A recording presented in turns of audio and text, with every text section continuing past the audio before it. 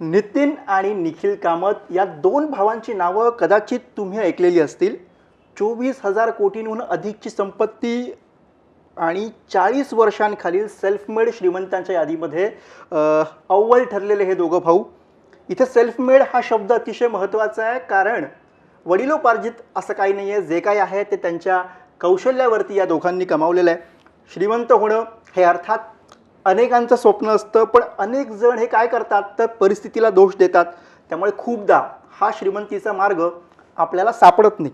पण आज आपल्यासोबत जे पाहुणे आहेत त्यांनी वयाच्या अगदी 20 आणि 30मध्ये हा श्रीमंतीचा मार्ग शोधला. इतक्या कमी वयामध्ये हजारो कोटी रुपयांची संपत्ती या दोन भावांनी जमवलेली आहे.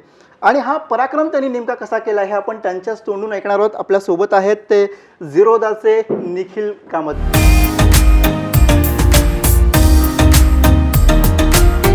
तर निखिल हे झिरोदाचे को फाउंडर आहेत. वयाच्या 17व्या वर्षापासून ते शेअर्स आणि ट्रेडिंगमध्ये आहेत. 14व्या वर्षी त्यांनी शिक्षण सोडलं आणि आत्ता अवघ्या 34व्या वर्षी निखिल हे करोडो रुपयांचे मालक आहेत. मूळचे आता ते सध्या बंगळुरूमध्ये स्थायिक आहेत, पण कोंकणी कुटुंबामधनं ते बिलोंग करतात. निखिल जी, पहला और सीधा सवाल कि अमीर बनना ये आसान है? इस चीज़ पे डिपेंड करता है कि आप जो बिज़नेस स्टार्ट करते हैं वो कौन से इंडस्ट्री में है, और अगर वो इंडस्ट्री जब आपने बिज़नेस स्टार्ट किया तभी स्केल करता है या बहुत ज़्यादा बढ़ जाता है तो लक की तो ज़रूरत है, बट अगर आप सही टाइम में सही जगह हैं तो चांसेस थोड़े बढ़ जाते हैं. लेकिन आसान नहीं है. आसान तो नहीं है, बिल्कुल नहीं. आपके लिए अगला सवाल कि आपसे ये जानना चाहेंगे कि आपकी जो कंपनी है ज़िरोदा, इसमें ऐसी क्या बात थी कि वो चल पड़ी और बाकी के जो आपके तरह जो बिजनेस थे उनसे थोड़ी अलग खड़ी हुई? जब हमने शुरू किया 11 साल पहले ये कंपनी, तभी जो भी मार्केट में ब्रोकर्स थे वो फ़ीस बहुत ज़्यादा चार्ज करते थे. तो हमने होलसेल की तरह बिज़नेस शुरू किया कम फ़ीस से, बट ज़्यादा बिज़नेस जब आएगा तभी रेवेन्यू बढ़ेगा. और तभी मार्केट में ट्रांसपेरेंसी ज़्यादा, क्लैरिटी ज़्यादा नहीं थी, और हमने जो भी लोग फ़ोन पे करते थे वो ऑनलाइन करना शुरू किया, और उस वजह से प्रोडक्ट बहुत जल्दी चल गया और बहुत सारे लोगों को अच्छा लगा. आप लेकिन 17 साल की उम्र में ये शेयर्स और ट्रेडिंग में कैसे आ गए? आपको तभी डर नहीं लगा? नहीं, डर की बात नहीं है. जैसे हर इंडस्ट्री में रिस्क होता है, उसकी तरह रिवॉर्ड भी होता है.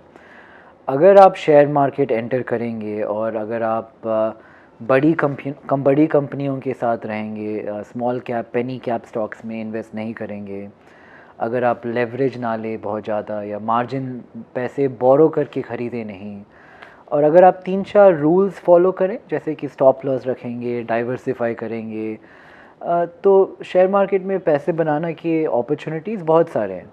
आपको जिस डिसिप्लिन रहना पड़ता है, और ऐसे नहीं सोचना चाहिए कि अगर आप आज 100 रुपये इन्वेस्ट कर रहे हैं कि बहुत जल्दी 200 बन जाएगा.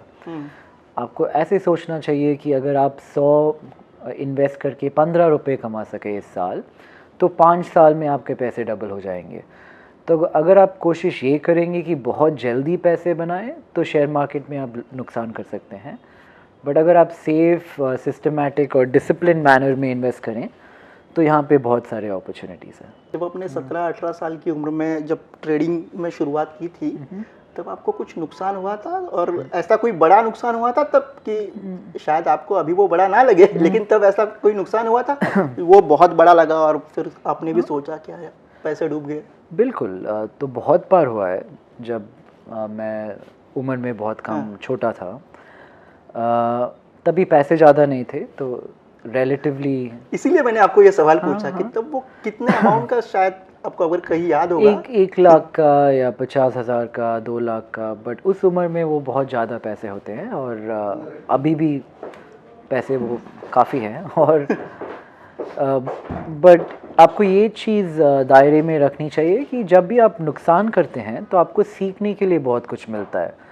तो जब भी आप कोई इन्वेस्टमेंट स्टॉक मार्केट के बारे में छोड़ दीजिए, ये हो सकता है आपके पर्सनल लाइफ में या एजुकेशन में, जब भी आप कोई अटेम्प्ट करते हैं और जैसे आपने सोचा था वैसे सब कुछ नहीं होता है, तो आपको उस चीज़ से लर्न करना होता है ना. आपको यू गेट बेटर. तो to learn from these mistakes जब आपने पैसे खोए हैं इज़ वेरी इम्पॉर्टेंट। तो पिछली बार जो गलती आपने की थी नेक्स्ट टाइम वो आप गलती ना करें, वो आपको देखना चाहिए। That will be the most important lesson from it. आप किताबें भी ज़्यादा पढ़ते हैं, शायद ये किताबों का भी इफ़ेक्ट है जिन्होंने आपको आगे बढ़ने के लिए प्रोत्साहित किया? नहीं, सभी को किताबें पढ़नी चाहिए। किताबें हमें बताती हैं कि हिस्ट्री हमारे पास्ट में क्या हुआ, और जो पहले हुआ वो बहुत ज़्यादा आगे फ्यूचर में भी रिपीट होता है। Everything in life is cyclical, patterns में मूव होता है। तो अगर आप हिस्ट्री के बारे में पढ़ेंगे तो आपको बहुत यूज़ होगा जब आप फ्यूचर को प्रेडिक्ट करने की कोशिश कर रहे हैं। मुझे इंटरेस्टिंग क्या लग रहा है आपके बारे में, अब जो मैंने पढ़ा और अभी हम लोग जो बात कर रहे हैं, आप स्कूल ड्रॉप आउट हैं। आपने मेरे ख्याल से 14 साल की उम्र में अपने एजुकेशन स्टॉप कर दी, फिर किताबों से लगाव है, फिर स्कूल ड्रॉप, ये कुछ तो स्कूल में प्रॉब्लम क्या है कि वो लोग बताते हैं कि कैसी किताबें पढ़नी चाहिए, बट जब आप अपने आप किताबें पढ़ना चाहते हैं तो आप चूज़ कर सकते हैं कि आपको किस में इंटरेस्ट है और उसके बारे में पढ़ सकते हैं। तो जो लोग स्कूल में हैं उनके लिए भी आई थिंक सिलेबस के बाहर अगर उनको किसी फील्ड या किसी इंडस्ट्री में इंटरेस्ट है तो उसके बारे में पढ़ना चाहिए। बाज़ार में बहुत सारे ब्रोकर्स हैं बेसिकली, फिर भी लोग ज़ीरोधा के पास आते हैं, आपकी कंपनी बढ़ती चली जाती है, इसका क्या रीज़न है? मैं अगर आज के दिन में बताऊं तो टेक्नोलॉजी रीज़न है।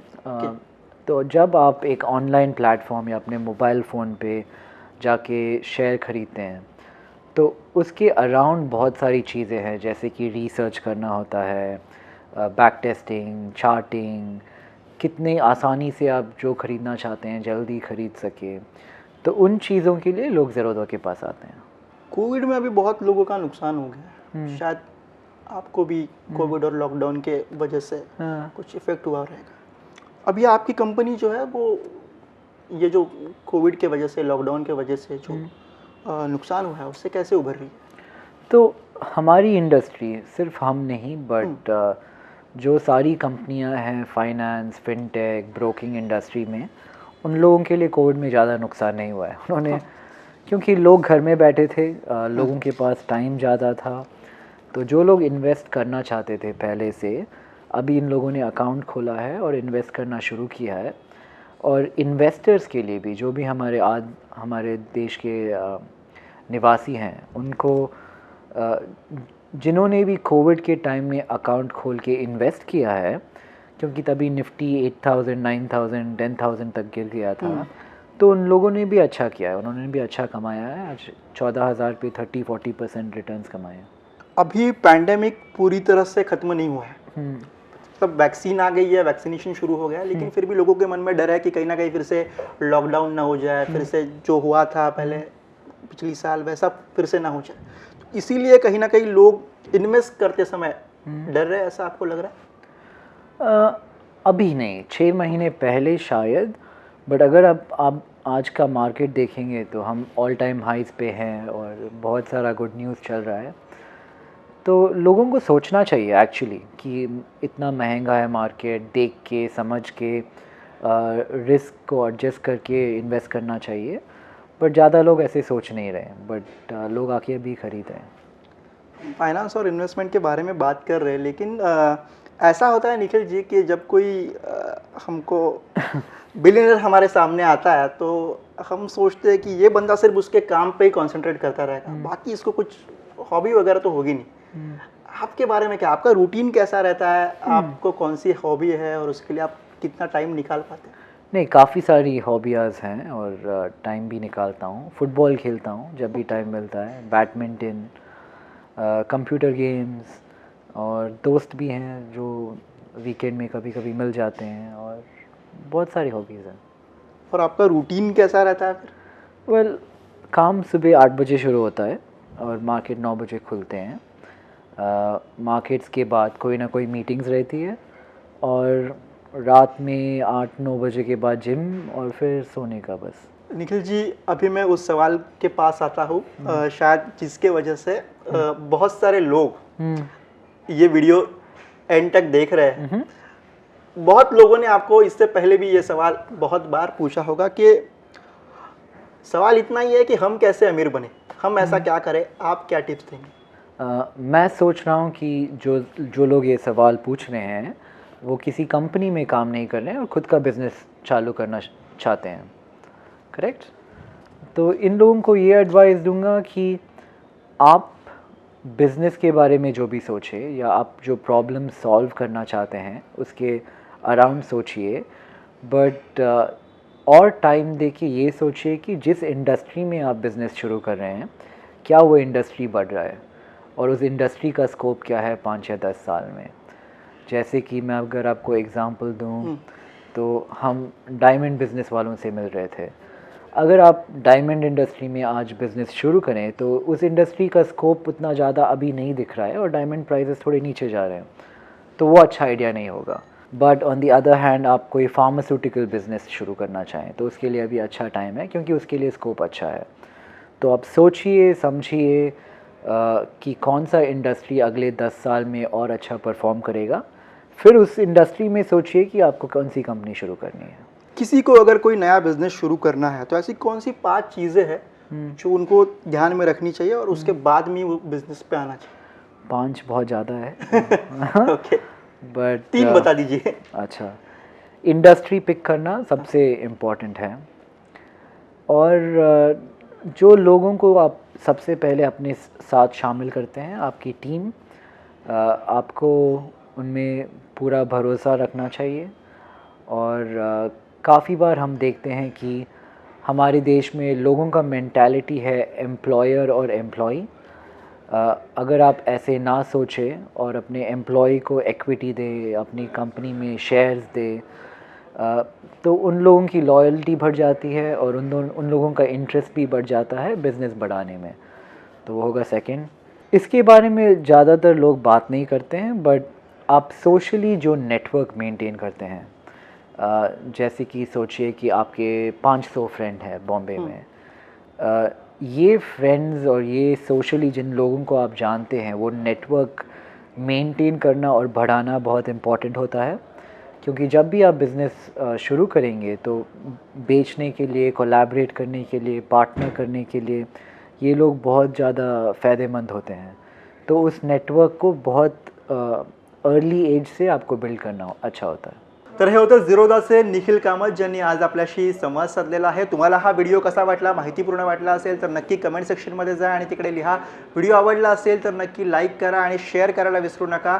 आणि अशा आणखी काही माहितीपूर्ण व्हिडिओंसाठी लोकमतचं हे यूट्यूब चॅनल नक्की सबस्क्राईब करा। जर तुम्ही हा व्हिडिओ आमच्या फेसबुकच्या पेजवरती पाहत असाल तर आमचं फेसबुकचं पेज हे लाईक करा आणि तिकडे आम्हाला फॉलो करा। लोकमतसाठी मी गुरुप्रसाद।